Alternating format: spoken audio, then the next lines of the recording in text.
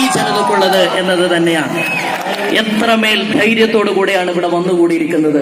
നമ്മൾ നോക്കണം, ഒരുപക്ഷെ പോലീസ് ഇറങ്ങുമെന്ന് അല്ലെങ്കിൽ പട്ടാളം ഇറങ്ങുമെന്നൊക്കെ ഒരുപാട് റൂമേഴ്സുകൾ, ഒരുപാട് അത്തരത്തിൽ ഭീതിപ്പെടുത്തുന്ന വാർത്തകൾ വരുമ്പോഴും നെഞ്ചു വിരിച്ചുകൊണ്ട് പ്രായഭേദമന്യേ വയസ്സായ ആളുകൾ മുതൽ ചെറിയ കുട്ടികൾ വരെ ഒരേ സ്വരത്തിൽ ഈ ത്രിവർണ്ണ പതാകയുമായി ഈ തെരുവോരങ്ങളെ കീഴടക്കിക്കൊണ്ടിരിക്കുന്നുവെങ്കിൽ അധികാരിവർഗം കണ്ണു തുറന്ന് കാണേണ്ടതുണ്ട്.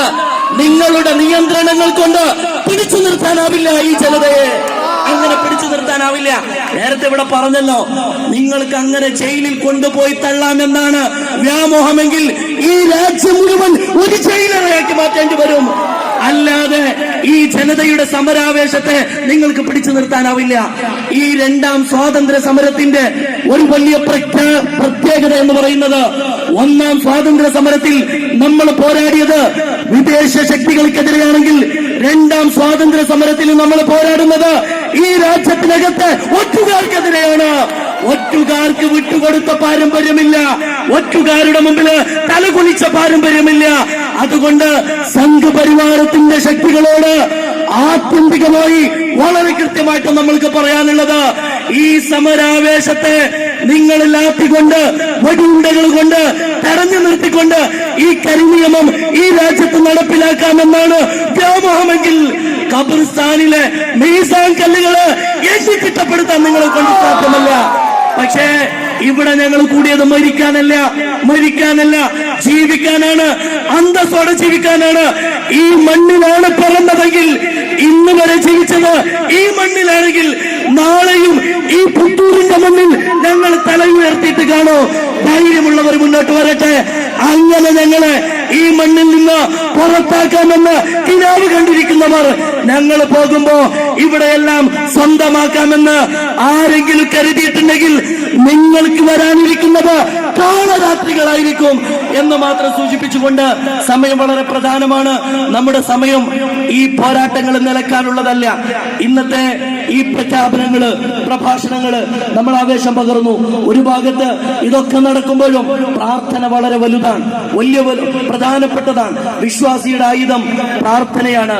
ഇന്ന് മഗ്‌രിബിന് ശേഷം ഇൻഷാ അല്ലാഹ് ഈ കലുഷിതമായ ഒരു കാലത്ത് മുസ്ലിം ഉമ്മത്തിന് വേണ്ടി ഒരു പ്രത്യേകമായ ദുആ നമുക്ക് ഇൻഷാ അല്ലാഹ് മാടന്നൂർ, ആ ദുആക്ക് വേണ്ടിയാണ് നേരത്തെ പോകാൻ വേണ്ടി എണീറ്റത്.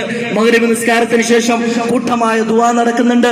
ദുആവും ഈ പോരാട്ടത്തിന്റെ ഭാഗമാണ്, സമരത്തിന്റെ ഭാഗമാണ്. അതുകൊണ്ട് എന്റെ പ്രിയപ്പെട്ടവരെ, കില്ല മൈതാനത്ത് ഒരാവേശത്തിന്റെ പുറത്ത് ഇവിടെ മുസ്ലിം ഒക്കൂട്ട നമ്മൾ കണ്ടല്ലോ. ഭിന്നിച്ച് നിന്നവർ, പല ജാതി ഗ്രൂപ്പായി തിരിഞ്ഞവർ, പലതരത്തിലായിട്ട് പല വഴിക്ക് നടന്നവർ എല്ലാവരും ഒത്തുകൂടിയിരിക്കുകയാണ്. ഇനി വേർപിരിക്കാനാവില്ല, ഇനി നിങ്ങൾക്ക് പിരിച്ചെടുക്കാനാവില്ല, ഇനി ഭിന്നിപ്പിക്കാനാവില്ല, ഇനി തകർക്കാനാവില്ല.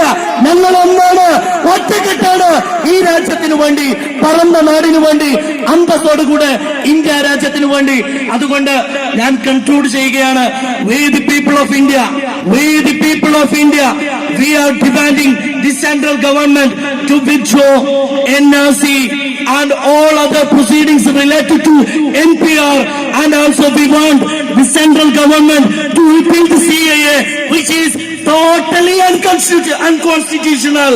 We should not abide by any rules, any proceedings which are related to NCR and NRC and CAA. It's our firm decision. ഇത് നമ്മുടെ തീർത്ത തീരുമാനമാണ്. കാഗസ് അന്നയിക്കായെങ്കിൽ ഞങ്ങളെ പൗരത്വം ചോദിച്ച് ഒരു മോനും വീട്ടു പഠിക്കാൻ വരേണ്ടതില്ല എന്ന് മാത്രം പറഞ്ഞുകൊണ്ട് രണ്ട് വാക്കുകൾ ചുരുക്കുന്നു. അസ്സലാമു അലൈക്കും വറഹ്മത്തുള്ളാഹി വബറകാതുഹു. ധന്യവാദങ്ങളോട്